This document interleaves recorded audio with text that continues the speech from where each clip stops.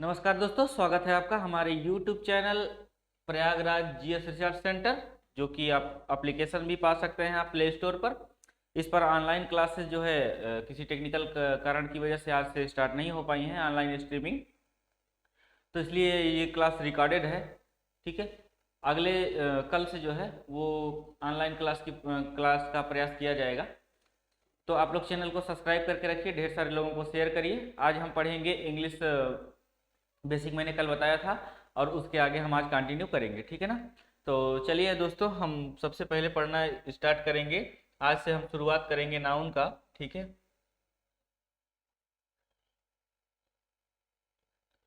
तो देखिए, सबसे पहले आज हम स्टार्ट कर रहे हैं नाउन। ठीक है, क्योंकि मैंने आपको बताया था कि पार्ट्स ऑफ स्पीच का जो पहला टॉपिक है वो क्या है, नाउन है। सर दिख नहीं होगा आपको सही से, तो चलिए हम कलर ले लेते हैं यहाँ पर। ठीक है, हम शुरू करेंगे आज नाउन से।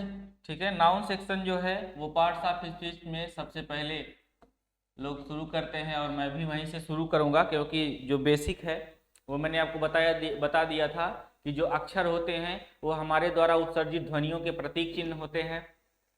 जो वर्ड्स होते हैं, वो शब्द जो होंगे वो अक्षरों के व्यवस्थित समूह जो अर्थ प्रदान करेंगे वो कहलाएंगे शब्द। और जो शब्द सार्थक मिलकर के, ढेर सारे सार्थक शब्द मिलकर के अर्थ एक बड़ा सा अर्थ बनाएंगे, वो कहलाएंगे सेंटेंस। ठीक है, तो मैंने आपको बताया था कि एक सेंटेंस कब होगा, एक वर्ड कब होगा, वो बेसिक पिछले वाले वीडियो में आपने देखा।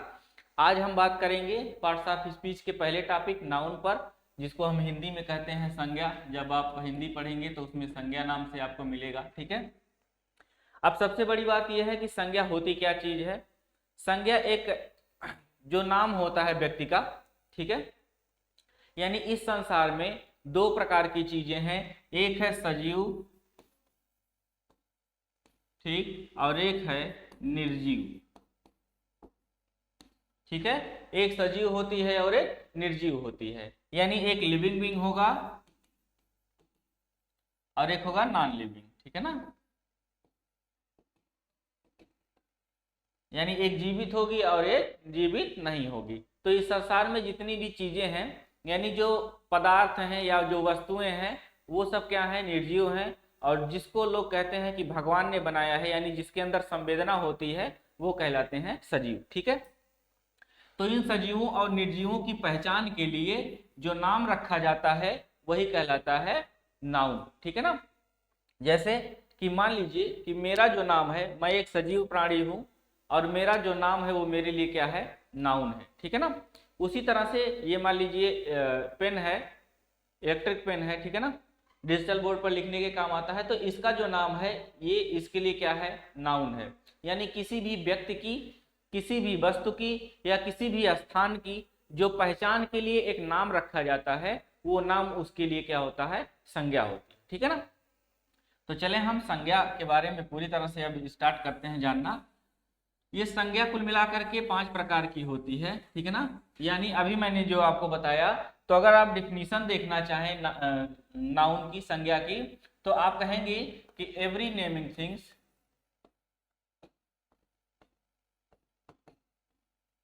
Every naming things is known as noun. ठीक है ना, यानी सभी नामित संज्ञा, सॉरी, सभी नामित वस्तुएं क्या हैं, संज्ञा, यानी सभी भी वस्तुओं का या व्यक्तियों का या स्थान का जो नाम होता है वो कहलाता है संज्ञा। ठीक है ना, यानी सीधी सी बात है कि किसी भी सजीव अथवा निर्जीव की पहचान के लिए जिसका नाम रखा जाता है वही कहलाती है संज्ञा। ठीक है, अब संज्ञा कुल मिलाकर के 5 प्रकार की होती है। कौन कौन सी होगी, वो होगी प्रॉपर नाउन, ठीक है, दूसरी होगी कॉमन नाउन, ठीक है, तीसरी होगी कलेक्टिव नाउन, कलेक्टिव नाउन, चौथा होगा मैटेरियल नाउन,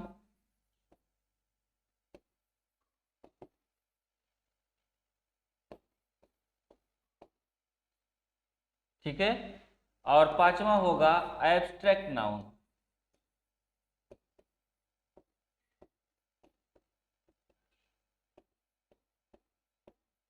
बात समझ रहे हैं?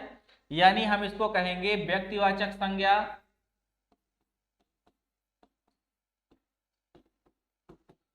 इसको हम कहेंगे व्यक्तिवाचक संज्ञा, ठीक है। और इसको कहेंगे हम जातिवाचक संज्ञा, यानी जो कॉमन नाउन होता है उसको हम जातिवाचक संज्ञा कहते हैं।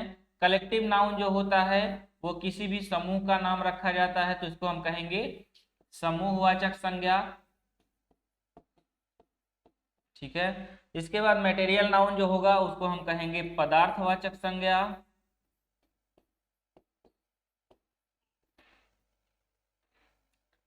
पदार्थवाचक संज्ञा, ठीक है।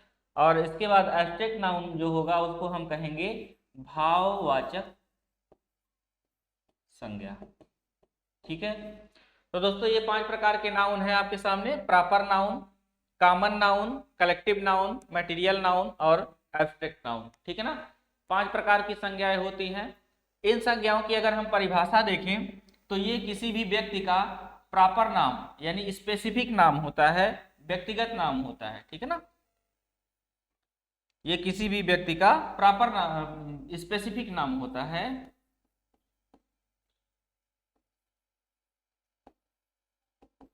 स्पेसिफिक या पार्टिकुलर आप कह सकते हैं।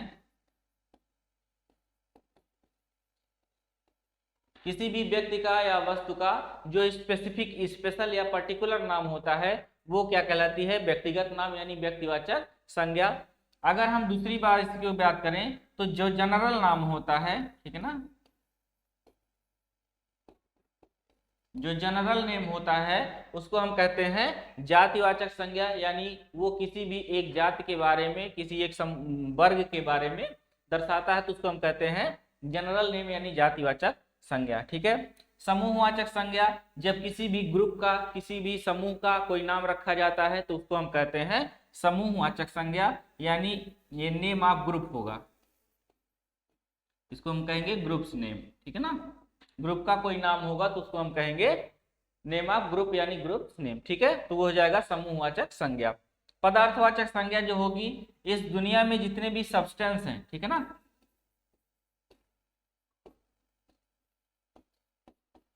इस दुनिया में जितने भी सब्सटेंस हैं वो कहलाएंगे आपके पदार्थवाचक संज्ञाएं। और जो भाववाचक संज्ञा होती है वो फीलिंग, यानी भाववाचक संज्ञा का कोई मूर्त रूप नहीं होता है, यानी कोई फिजिकल शेप नहीं होता है जिसको आप छू सकते हैं, केवल इसको महसूस किया जा सकता है, समझा जा सकता है, ठीक है। यानी जो आपकी फीलिंग होगी, क्वालिटी होगा, ठीक है, एक्शन होगा आपका और स्टेट, फीलिंग, क्वालिटी, एक्शन और स्टेट, ये कहलाएंगे आपकी भाववाचक संज्ञा, ठीक है। यानी जैसे प्रेम, प्रेम को आप महसूस करते हैं, उसको आप छू नहीं सकते, तो वो कहलाएगी आपकी भाववाचक संज्ञा। उसी तरह से आपकी अगर क्वालिटी है कि आप सत्यवादी हैं, तो ये आपकी क्या है?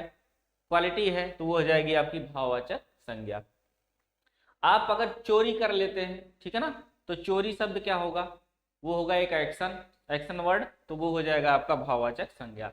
स्टेट का मतलब होता है अवस्था, ठीक है ना, स्टेट का मतलब होता है अवस्था, जैसे बुढ़ापा, बचपना, जवानी, ठीक है ना, युवा अवस्था, ये सब जो क्या है?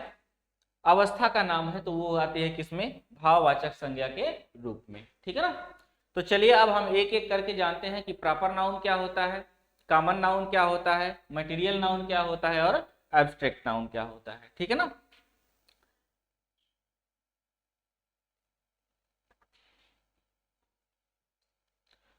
तो देखिए दोस्तों, सबसे पहला हम जानेंगे प्रॉपर नाउन के बारे में।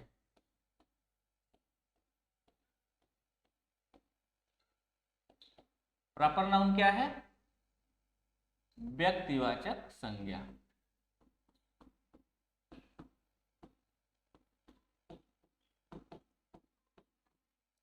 व्यक्तिवाचक संज्ञा, ठीक है। यानी किसी भी व्यक्ति का, किसी भी वस्तु का या किसी भी स्थान का जो पर्सनल नाम होता है उसी को हम कहते हैं व्यक्तिवाचक संज्ञा। यानी अगर हम कहेंगे, इसकी परिभाषा अगर हम देंगे तो हम कहेंगे ए स्पेसिफिक नेम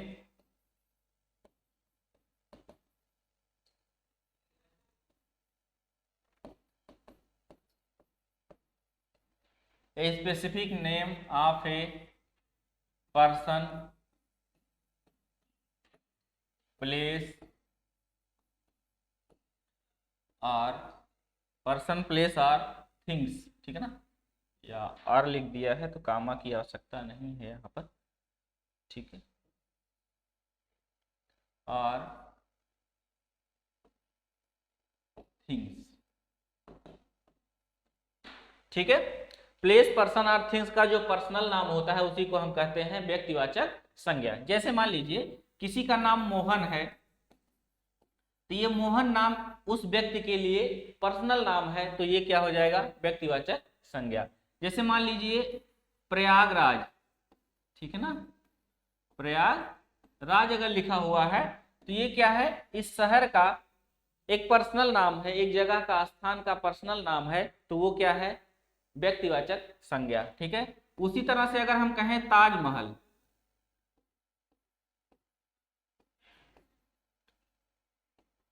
ताजमहल जो है वो क्या होता है, एक बिल्डिंग है और एक बिल्डिंग का पर्सनल नाम है, तो वो कहलाएगा आपका व्यक्तिवाचक संज्ञा। उसी तरह से अगर हम कहें रेड फोर्ट,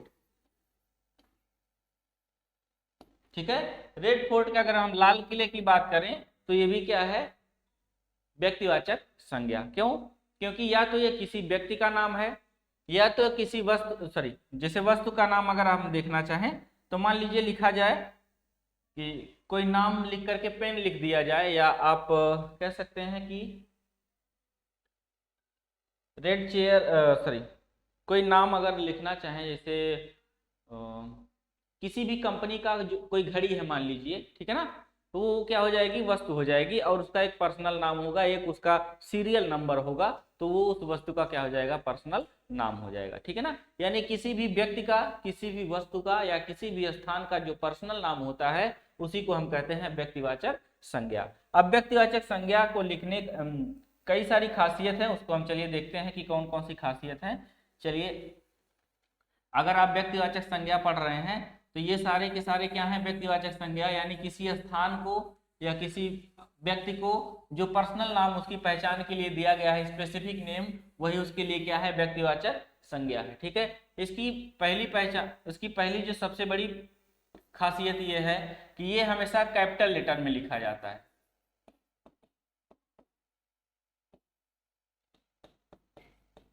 ठीक है। ये हमेशा, इसकी शुरुआत जो होगी वो क्या होगी, हमेशा कैपिटल लेटर से। जैसे मान लीजिए अगर रमेश लिखना हो तो हम आर जो है वो कैपिटल से लिखेंगे, अगर ताजमहल लिखना है तो हम टी कैपिटल से लिखेंगे, ठीक है ना।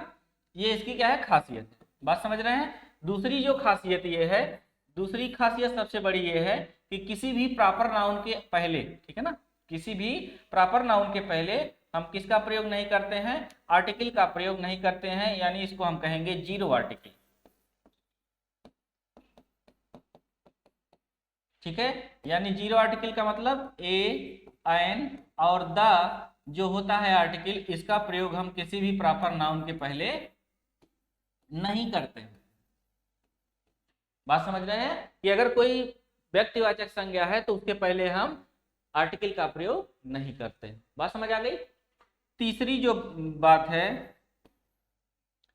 तीसरी जो बात यह है कि हमेशा कभी भी इसके आगे हम, मैंने कहा कि आप आर्टिकल का प्रयोग यहाँ पर नहीं करते हैं। और जो सबसे बड़ी बात मैंने बताया आपको कि कैपिटल लेटर जो होते हैं वो कैपिटल लेटर से लिखा जाता है क्या, व्यक्तिवाचक संज्ञा। बात समझ रहे हैं।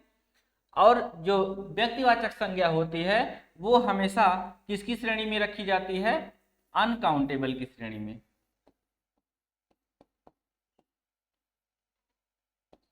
ठीक है ना। ये हमेशा क्या होता है, अनकाउंटेबल होता है, यानी प्रॉपर नाउन को गिना नहीं जा सकता है। बात समझ रहे हैं। यानी सीधी सी बात यह है कि जैसे मोहन लिखा जाए, अगर मोहन लिखा जाए तो मोहन को हम अगर प्लूरल नहीं कर सकते और फिर प्लूरल से सिंगुलर नहीं कर सकते, कहने का मतलब कि अगर किसी भी नाउन में यस या ईएस जोड़ करके उसको प्लूरल या सिंगुलर करने का प्रयत्न नहीं किया जा सकता है तो वो किसकी श्रेणी में आएगा? एब्स्ट्रैक्ट नाउन की श्रेणी में आएगा। बात समझ रहे हैं? सॉरी, अनकाउंटेबल की श्रेणी में आएगा। एब्स्ट्रैक्ट नाउन नहीं बल्कि अनकाउंटेबल की श्रेणी में आएगा, ठीक है ना। और काउंटेबल की श्रेणी में कौन आता है? कि जिनको हम गिन सकते हैं, जिनको हम क्या कर सकते हैं? काउंट कर सकते हैं, ठीक है ना।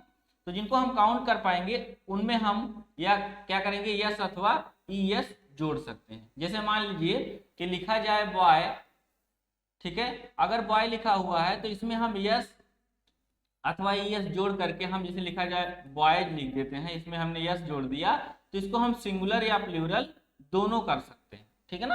तो जिनको हम सिंगुलर और प्लूरल दोनों कर सकते हैं उनको हम काउंटेबल की श्रेणी में रखते हैं, और जिनका हम सिंगुलर और प्लूरल नहीं कर सकते उनको हम अनकाउंटेबल की श्रेणी में रखते हैं। तो ये सबसे बड़ी खासियत है व्यक्तिवाचक संज्ञा की, कि हमेशा कैपिटल लेटर से शुरुआत की जाएगी और जो इसके पहले भी कभी भी आर्टिकल का प्रयोग नहीं किया जाता है। बात समझ रहे हैं?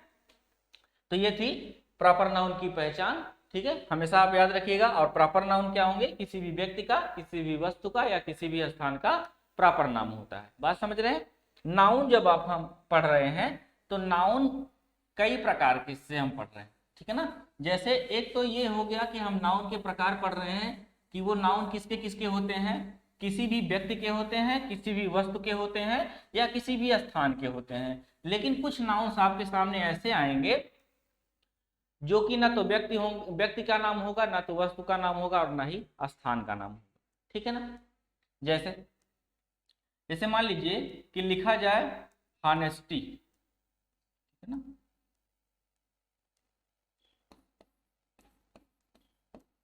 जैसे लिखा जाए कि honesty is the best policy, honesty is the best policy, ठीक है ना। तो अगर आप इस तरह से लिखते हैं तो यहाँ पर हॉनेस्टी क्या है? नाउन है। क्यों? क्योंकि अगर किसी भी मुख्य क्रिया में किसी भी नाउन को अगर आपको पहचानना है किसी भी सेंटेंस में कि कौन सा नाउन है और कौन सा नहीं है, तो आप किसी भी मुख्य क्रिया से 3 प्रश्न पूछिएगा। एक तो आपको पूछना है हु, एक पूछना है आपका व्हाट और एक पूछना है आपको हुम, ठीक है ना। हु, व्हाट और हुम, अगर इन तीनों का उत्तर मिल रहा है तो वही उत्तर क्या होगा? नाउन होगा, बाकी कोई भी नाउन नहीं होगा। जैसे मान लीजिए इस सेंटेंस में हम कहें कि इसमें नाउन कौन सा है, तो आप इससे पूछिए। कह रहा है कि बेस्ट पॉलिसी है, क्या है? देखिए मैंने प्रश्न पूछा क्या है, तो उत्तर निकल के आया कि ईमानदारी है, तो ईमानदारी क्या हो जाएगा? नाउन हो जाएगा, ठीक है ना। हु, कौन है? इसका इसमें कोई जवाब नहीं, ठीक है ना।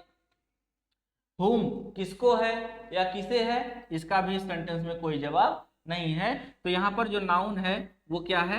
ऑनेस्टी ही यहाँ पर क्या हो जाएगा? नाउन। तो नाउन की सबसे बड़ी पहचान यही है कि अगर आप नाउन पहचानना चाहते हैं किसी सेंटेंस में वो क्या होता है, तो आप मुख्य क्रिया से या सहायक क्रिया से आप 3 प्रश्न पूछेंगे, हु, व्हाट और हुम। तो इनका जो उत्तर निकलेगा वही नाउन होंगे और बाकी कोई नाउन नहीं होगा। जैसे कभी कभी क्या होता है, जैसे मान लीजिए लिखा जाए कि मोहन इज फ्रॉम दिल्ली, ठीक है ना, कि मोहन कहां से है? दिल्ली से है। तो है ना, है। हु, कौन है? तो मोहन है, ठीक है ना। तो ये क्या हो जाएगा? आपका नाउन हो जाएगा। अब सोच रहे हैं स्थान का नाम तो ये है साहब दिल्ली, ठीक है ना। लेकिन इस सेंटेंस में आप देखिए कि ये स्थान का नाम जो है वो क्या है? नाउन होगा कि नहीं होगा, वो हम प्रश्न पूछ करके देखेंगे, ठीक है ना। देखिए जैसे प्रश्न पूछिए कि हु, कौन है? मोहन है, तो ये नाउन हो जाएगा। व्हाट, क्या है? नहीं है, इसमें कोई आंसर छोड़ देते हैं। हुम, कौन है? सॉरी, किसको है? तो वो नहीं इसका आंसर है, तो उसमें आपका आंसर नहीं मिल रहा है। ये किसका आंसर है? वेयर का, क्योंकि मोहन कहां से है? दिल्ली से है। तो दिल्ली एक स्थान, वेयर का जो आंसर होगा वो दिल्ली होगा। और वेयर का जो आंसर होता है वो क्या होता है? एडवर्ब होता है। बात समझ रहे हैं? तो नाउन क्या होंगे? हु, व्हाट और होम के जो आंसर होंगे वही नाउन होंगे। और वेयर का जो आंसर होगा वो एडवर्ब होगा, ठीक है ना। इसके बारे में हम कल डिटेल से एग्जाम्पल ढेर सारे देख करके लिखेंगे, क्योंकि आज बहुत समय हमारे पास नहीं है, लाइव हम नहीं आ पाए हैं समय से, इस वजह से हमारे पास समय कम है।